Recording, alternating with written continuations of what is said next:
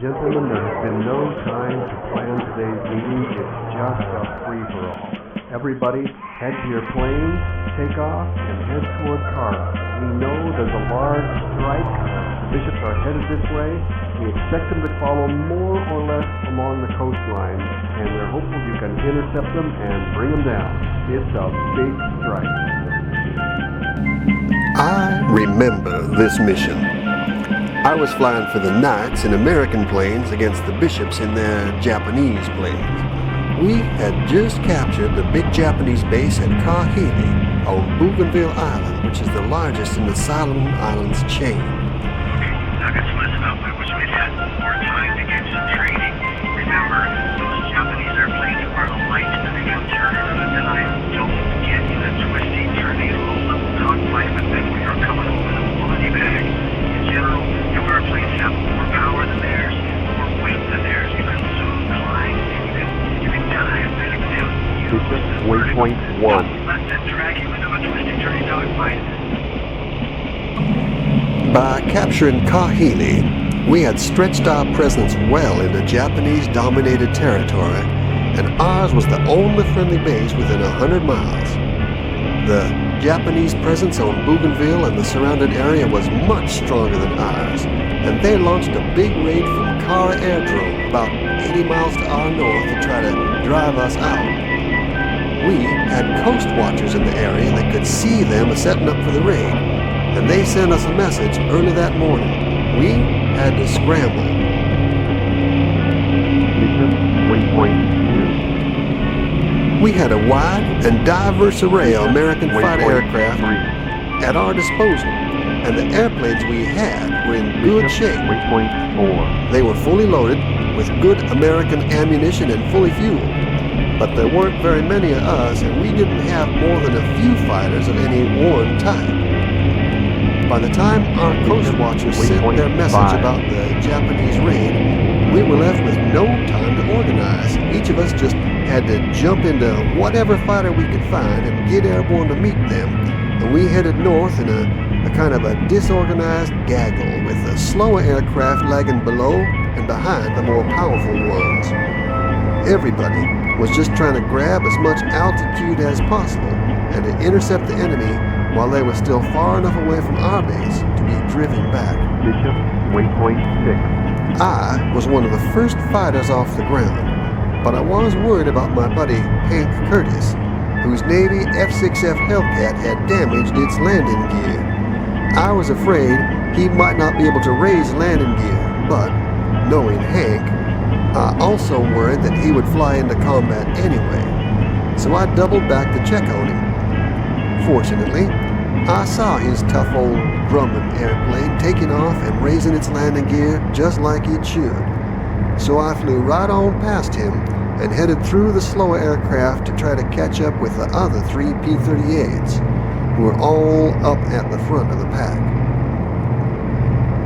I could see pairs of U.S. Navy Hellcats, British Hurricanes, Navy Wildcats, Marine Corsairs, Army Air Corps P-40s and P-39s and P-47s, British Spitfires and Army P-51s, all following the 3 P-38s that had gotten off of the ground first, using their counter-rotating twin engines to out-accelerate the rest.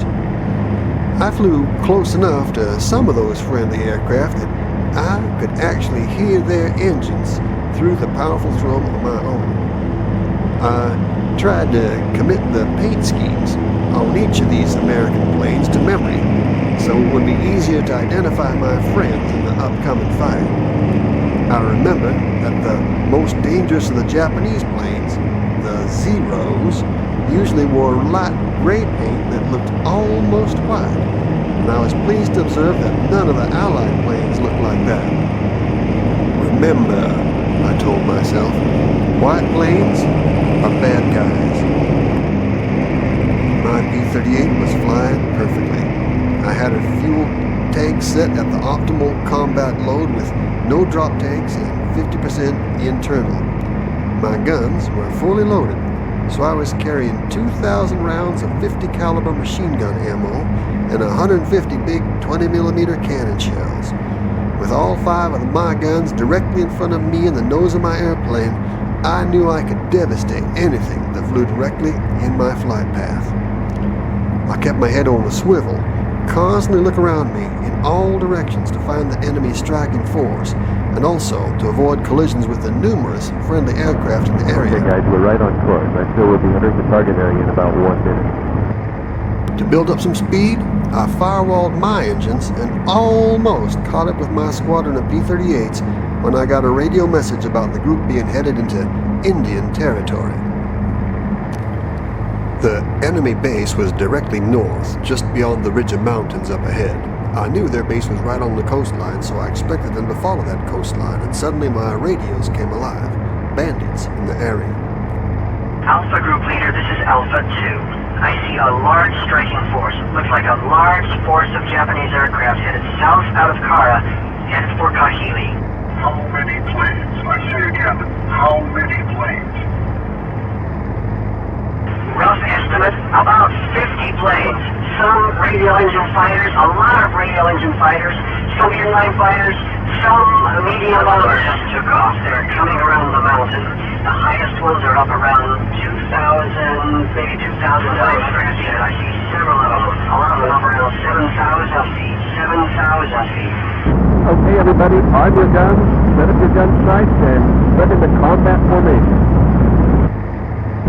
Time to earn our paychecks for Uncle Sam. P-38 group weapons are hot.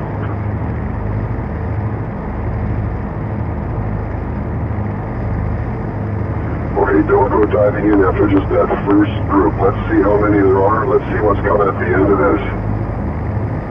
Remember, we're the first of a long group. Other guys are way behind us. Let's give them a chance to catch up. Then we can all hit them at once. Those first guys might get away. Then we'll go back and get them later. Stay with me. And that's why he's the boss, guys. Switch your radios to mission channel. They're Oscar 7. Coming in fast. In. Where'd you go? Everybody move down to Watch this. We're crashing around with them. Everybody keep your eyes peeled. Haul out those I'm guns. busy right now. Is that you upside down below me? I'm on the deck. I can't find you. Fighters, I can now see they're coming up. They're up. Watch out. Understood. I can't see you. Forward, top of I'm in the this clock. big group over here closer to the water. I'm way above you. If any of you guys are still like a drop tank, it's time to get rid of them. below me. 1 o'clock. I'm coming. If you can't find your wingman, pair up with Oh, somebody I else. almost got hit by flying debris. Take that. What? Yikes. Down in the weeds. I think I'm still okay.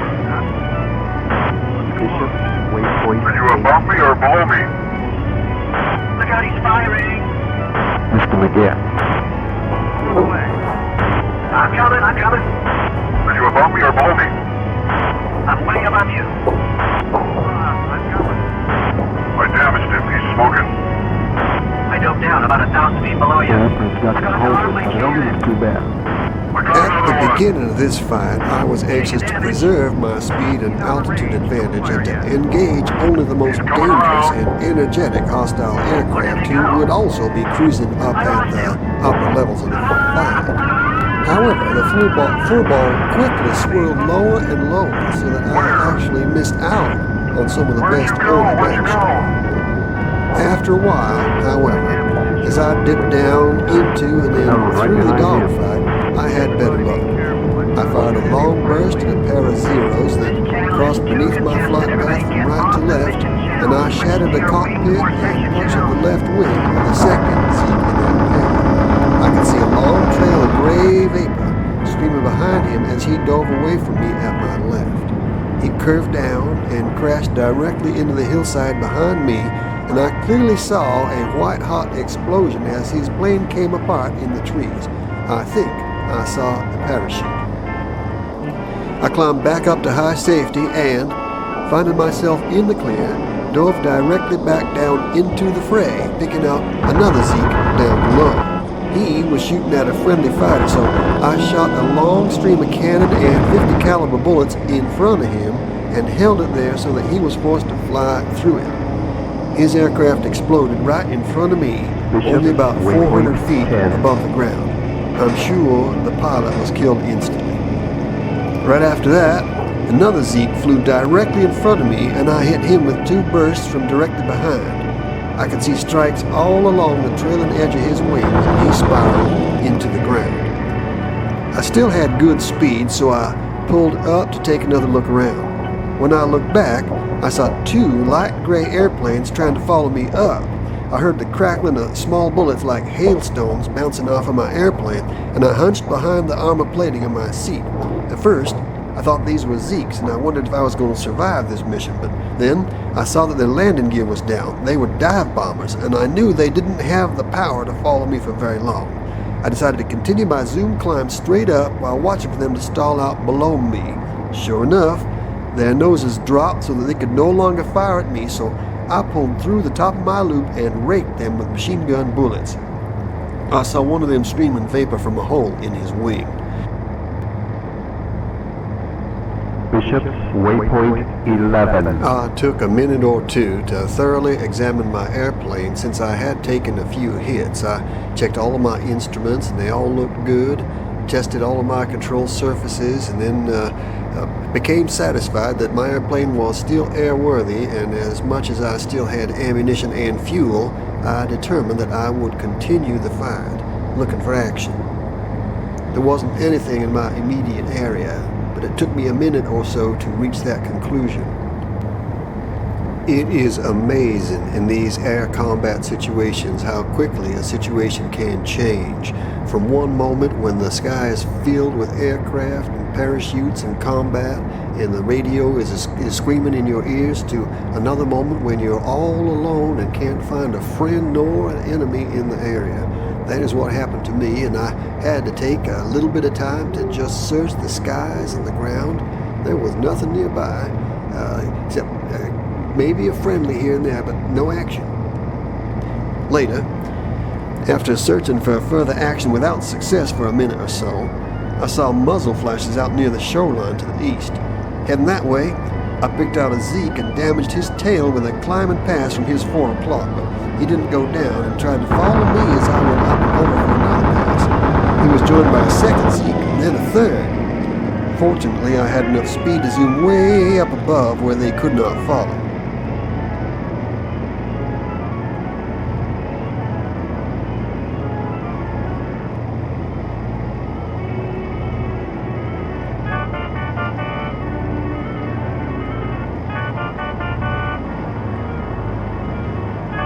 I came down on them for another pass and damaged one before zooming back up.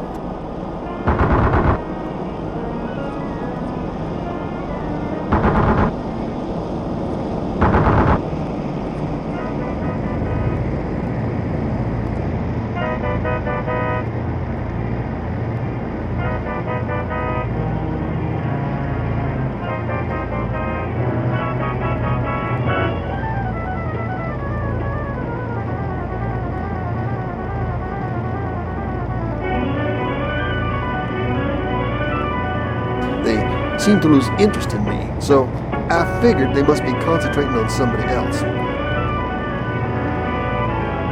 Looping back down, I saw one of them chasing a lone Navy fighter down low, just above the hilltops. I damaged one from his 6 o'clock high as I swooped past, driving him away from his quarry. He was streaming smoke.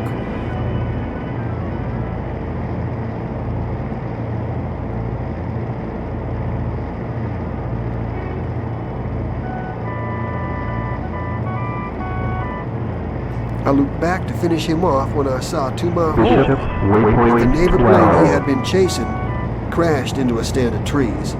Then, the Zeke I had damaged did the same, leaving a smoking crater behind.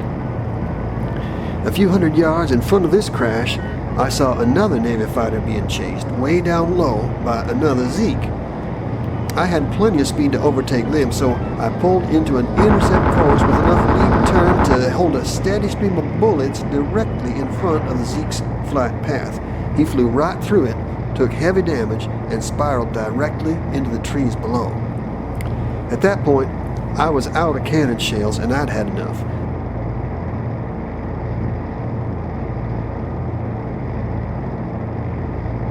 I just wanted to go home.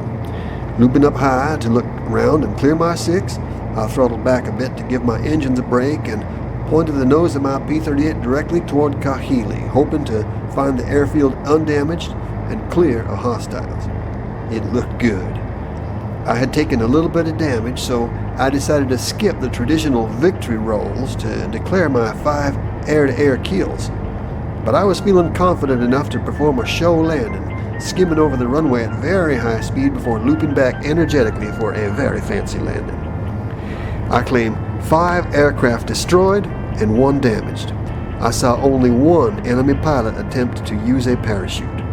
My crew chief couldn't find any bullet holes through my P-38, but he did see dents and scratches from the small rounds that had hit me.